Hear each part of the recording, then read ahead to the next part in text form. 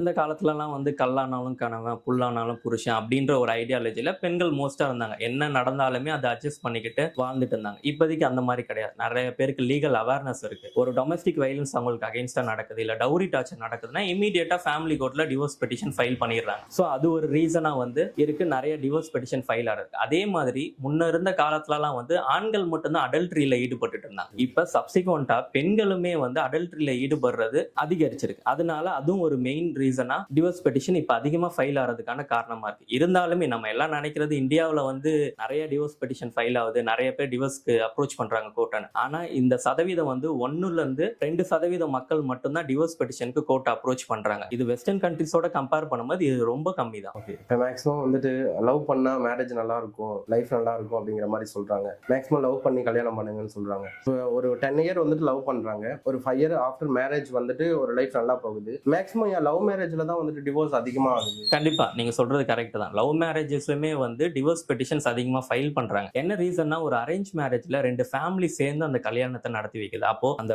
ஒரு husband and wife குள்ள வர பிரச்சனையை சார்ட் அவுட் பண்றதுக்கு அவங்க அப்பாவோ, மாமாவோ, சித்தப்பா அந்த மாதிரி எல்லாருமே இருக்காங்க. அவங்க வந்து கவுன்சிலிங் பண்ணுவாங்க, மீடியேட் பண்ணுவாங்க. இந்த மாதிரி அந்த பிரச்சனை முடிஞ்ச அளவுக்கு சால்வ் பண்ணி வச்சிருவாங்க. இந்த லவ் மேரேஜ்ல பொறுத்த வரைக்கும் எப்பொழுதுமே பேரண்ட்ஸ் அகைன்ஸ்டா பண்றது நிறைய லவ் மேரேஜஸ் அந்த மாதிரி தான் இருக்கு. அந்த ரீசன்னால இவங்க பேரண்ட்ஸ் சப்போர்ட் இல்லாதனால இவங்க 2 பேர் மட்டும் தான் இந்த விஷயத்தை ஃபேஸ் பண்ண வேண்டியது இருக்கு. ஒரு பிரச்சனைன்னு வரும்போது அந்த 2 பேர் மட்டும் ஃபேஸ் பண்ணிக்கிட்டு அடுத்த ஸ்டெப்ஸ் இதுல என்ன டிவோர்ஸ் தான் அப்படின்னு சொல்லி போயிடுறாங்க. இன்னொரு காரணம் நான் என்னவா பாக்குறேன்னா ஃபினான்ஷியல் சப்போர்ட். இந்த அரேஞ்ச் மேரேஜ்ல ஃபினான்ஷியல் சப்போர்ட் அவங்க ரிலேட்டிவ்ஸ் அவங்க எல்லாருமே வந்து ஃபினான்ஷியலா ஒரு சப்போர்ட் கொடுப்பாங்க. ஆனா இந்த லவ் மேரேஜ்ல most of the love marriage parents அகைன்ஸ்டா பண்றதுனால ஃபினான்ஷியல் சப்போர்ட் இங்க கிடைக்கிறது இல்ல. அதனால லவ் மேரேஜ்ல நிறைய டிவோர்ஸ் பெட்டிஷன்ஸும் ஃபைல் ஆகும். சார், பொதுவாகவே இந்த விவாகரத்து கேஸ்ல யார் அதிகமா